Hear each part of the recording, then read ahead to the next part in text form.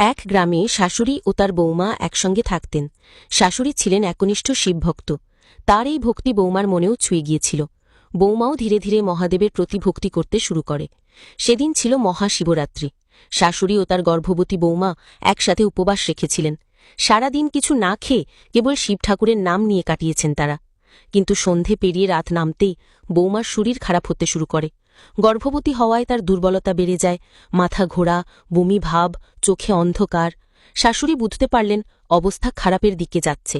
চারপাশে না আছে ডাক্তার, না আছে কোনো হাসপাতাল। তিনি ভয়ে আতঙ্কে কেঁদে ফেলেন, হে মহাদেব, আমি তো উপবাস রেখেছি তোমারই জন্য। তুমি যদি পাশে না থাকো তবে কে থাকবে বলো? ঠিক সেই সময় দরজায় ঠকঠক করে কড়া নাড়া।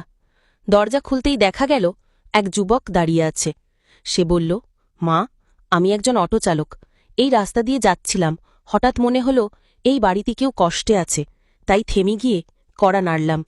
শাশুড়ি কাঁদতে কাঁদতে বললেন, বাবা, আমার বৌমার শরীর খুব খারাপ, সে গর্ভবতী, কোথাও যাওয়ার উপায় নেই, কি করব বুঝতে পারছি না। অটোচালক বলল, চিন্তা করো না মা, আমার অটোতে চলো, কাছেই একটা ক্লিনিক আছে। সঙ্গে সঙ্গে সে শাশুড়ি ও বৌমাকে নিয়ে ক্লিনিকে পৌঁছে যায়। ডাক্তাররা বৌমার চিকিৎসা শুরু করে এবং বলেন, যদি আরও একটু দেরি হতো বিপদ হতে পারত, সময় মতো এনেছেন। চিকিৎসা শুরু হওয়ার পর শাশুড়ি বাইরে এসে অটোচালককে খুঁজতে থাকেন টাকা দেওয়ার জন্য, কিন্তু সে তখন আর নেই।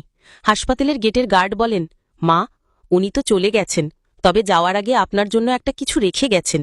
শাশুড়ি অবাক হয়ে দেখেন তার হাতে দেওয়া হল একটা ছোট ডিব্বি। সেটা খুলতেই ভেতর থেকে বেরিয়ে আসে একটি ছোট ত্রিশূল আর একটি কাগজে লেখা, মা, তোমার ব্রত পূর্ণ হয়েছে, এবার কিছু খেয়ে নাও, তোমার মহাদেব।